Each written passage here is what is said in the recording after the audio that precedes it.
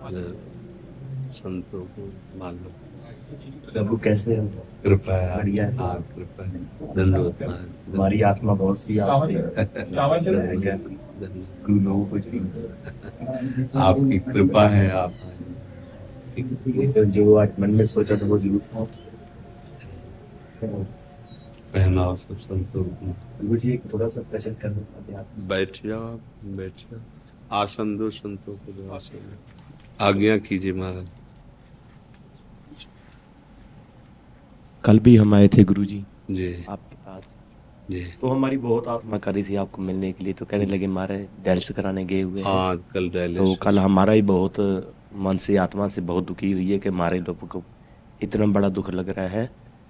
तो वैसे शरीर का दुख कोई दुख नहीं है, ये तो देहाभिमान के कारण ही हमें बहुत ज्यादा दुख सुख में लिप्तता हुई है।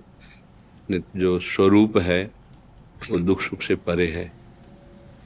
जब उसका वास्तविक गुरु कृपा से बोध हो जाता है तो सहनशीलता इतनी होती है कि हर कष्ट सह जाते, आनंद पूर्वक सहा जा सकता है। और हम परमार्थ के प्रतीक हैं अपने सब, तो इसी शरीर राग को मिटाने के लिए ही तो हम परमार्थ पे चले हैं। वास्तविक हमारा ये स्वरूप नहीं है, न स्थूल शरीर, न सूक्ष्म शरीर, न कारण शरीर। जो हम आत्म स्वरूप हैं, इसी की स्मृति से हमें अपनी विस्मृति हो गई है। अब इसकी विस्मृति करके अपनी स्मृति में स्थित हो जाना है। यही हमारी साधना, चाहे ज्ञान मार्ग से देखो चाहे भक्ति मार्ग से देखो। जैसे ज्ञान मार्ग में ना, तीनों शरीरों का बाध करने पर जो अचिंत्य हमारा स्वरूप है उसी में हमारी स्थिति होती है। और जो भक्ति है ना, तो जो अचिंत्य तत्व है उसे आराध्य देव के रूप में माना गया और अपने को दासत्व भाव में भेद करके माना गया, वो जाकर अभेद ही हो जाता है। तस्मित तज्जने भेदा अभावात, प्रभु और प्रभु के जन्म में अभेद स्थिति, जानत तुम्हें तुम्हें हो। तो बात तो घूम के वहीं आती है। तो अपने को भगवत चिंतन में रखना, चाहे वो आत्मस्वरूप का चिंतन, चाहे गुरुदेव का चिंतन हो, चाहे प्रभु के नाम रूप लीला का चिंतन हो, वो एक ही परम तत्व के ये चिंतन। हमारा चिंतन देह और देह जनित भोग और देह जनित चेष्टाएं, ये हमारा चिंतन है। मतलब व्यवहार में वर्णन किया जाता है, लेकिन अपने लोग व्यवहार के नहीं, अपने लोग परमार्थ के सुभट हैं, परमार्थ के योद्धा हैं। तो हमारा यही प्रयास रहना चाहिए कि अंदर से जितना बाह्य चिंतन है वो सब विस्मृत हो जाए। बाह्य व्यवहार की सत्ता नहीं है। ना सतो विद्यते भाव, ना भाव विद्यते सत्ता।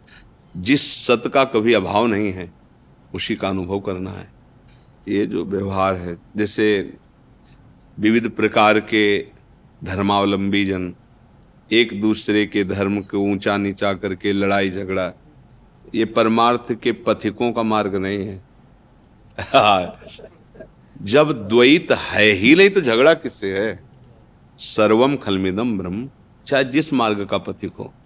जब सिय राम में सब जग जानी तो फिर बचा कौन। जब जड़ चेतन जग जीव जत सकल राम में जान, चाहे भक्ति से चलो चाहे ज्ञान से चलो। तो अपने को चिंतन जो हमारा वो संभालना, बस यही साधना है। हमारा अंदर ही अंदर चिंतन गुरुदेव के वाक्यों पे हो, वेदांत वाक्यों पे, मंत्र पे, नाम पे। तो संसार का पहले हम विस्मरण करें, और जहां संसार का विस्मरण हुआ यही संसार है, स्थूल दे, सूक्ष्म दे और कारण। तो सच्चिदानंद आपका स्वरूप है।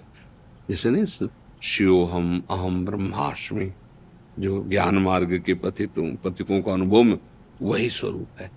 तरंग से वायु निकल गई तो समुद्र ही था, समुद्र ही है, समुद्र ही रहेगा। वायु विकार ही तरंग नाम दिए थी। ऐसे ही ये देह विकार जो है मायाकृत, इसमें हम फंस गए, स्त्री पुरुष उत्तम अधम। और वो अंदर जो तत्व है वो एक ही है, उसमें द्वैत नहीं है। इसलिए खूब भजन परायण, संयम पूर्वक शरीर के व्यवहार को अपने दुख सुख में सम्मिलित न करे। इसका मान अपमान, इसका दुख सुख, इसका जन्म मृत्यु मेरा नहीं है, ये अनुभव में आ जाना ही हम वैरागियों का परम वैराग्य का फल है। अगर ये अनुभव में ना आया तो फिर प्रपंच ही है नहीं? मान अपमान दुख सुख लाभ आने तो प्रपंच ही है फिर। इसलिए निरंतर जो हम परमार्थ के योद्धा हैं, सहनशीलता हमारा कवच है। कोई गाली दे हम मुस्कुरा के निकलेंगे, ये हमारा परमार्थ है। बल है उसको शासन में लेने का, तप बल देह बल सब बल है, पर वो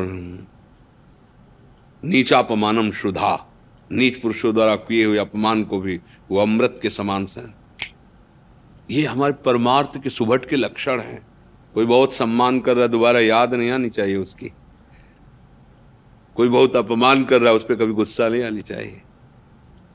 राग रहित विचरण, बाहर भी और अंदर भी, वही महात्मा है। जो राग रहित है वही महात्मा है, जो अनुराग युक्त है वही प्रेमी है। चित्त व प्रभु में अनुरक्त, या आत्मरति या कृष्ण रति, एक ही बात है। आप सबके चरणों में प्रार्थना है। क्या अभी और कुछ बात है? यही बात मैं थोड़ी सी प्रश्न थी, हाँ, मन की जो शंका थी वो दिखा। हाँ, और हमें बड़ा सुख मिलता है जैसे आप देखकर महाराज जी हमें बहुत खुशी हुई है। आपको जो कुछ चाहिए नहीं, आप सब गुरुजन है, आप कृपा करके दर्शन देने आए। हम अदम रोगी शरीर तो जा नहीं पाते, तो आप सब महापुरुष आ करके हमें दर्शन देते हैं।